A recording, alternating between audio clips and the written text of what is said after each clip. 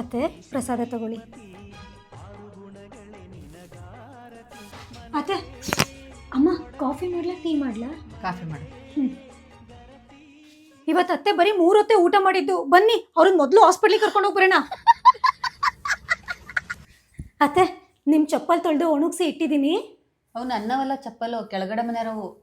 ಪರವಾಗಿಲ್ಲ ಬಿಡಿ ಅತ್ತೆ, ನನಗೆ ಏನಾದರೂ ಕೆಲಸ ಮಾಡ್ತಾನೇ ಇರಬೇಕು, ಆಗಲೇ ಸಮಾಧಾನ ಆಗೋದು. ಅತ್ತೆ ಸ್ವಲ್ಪ ಕಾಲೆತ್ತಿ. ಇವಾಗ ತಾನೇ ಒರೆಸ್ತಲ್ಲ. ನನಗೆ ದಿನಕ್ಕೆ 2-3 ಸಲನಾದರೂ ಒರೆಸ್ತಾನೆ ಇರಬೇಕು ಅತ್ತೆ, ಕಾಲೆತ್ತಿ. ಏನು ಹುಡುಗಿನ ಸ್ವಾತಿ, ಅವು ಒಗ್ದು ಒಣಗಾಕಿದ ಬಟ್ಟೆ ಅಲ್ವಾ? ನನಗೂ ಗೊತ್ತು ಅತ್ತೆ, ನನಗೆ ಸುಮ್ಮನೆ ಕೂತ್ಕೊಂಡು ಬೇಜಾರಾಗ್ತಿತ್ತು, ಅದಕ್ಕೆ ಮತ್ತೊಂದ್ಸಲ ಒಗ್ಯೋಣ ಅಂತ ಹೋಗ್ತಿದ್ದೀನಿ.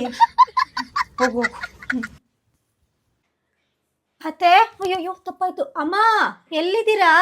ಬಾತ್ರೂಮಲ್ಲಿ ಇದ್ದೀನಿ. ನಿಮಗೆ ಗೊತ್ತಲ್ವಾ ನಾನು ಬೆಳಗ್ಗೆ ಎದ್ದ ತಕ್ಷಣ ನಿಮ್ಮ ಮುಖ ನೋಡ್ತೀನಿ ಅಂತ. ಈಗ ನನ್ನ ಜೀವನ ಪಾವನ ಆಯ್ತು.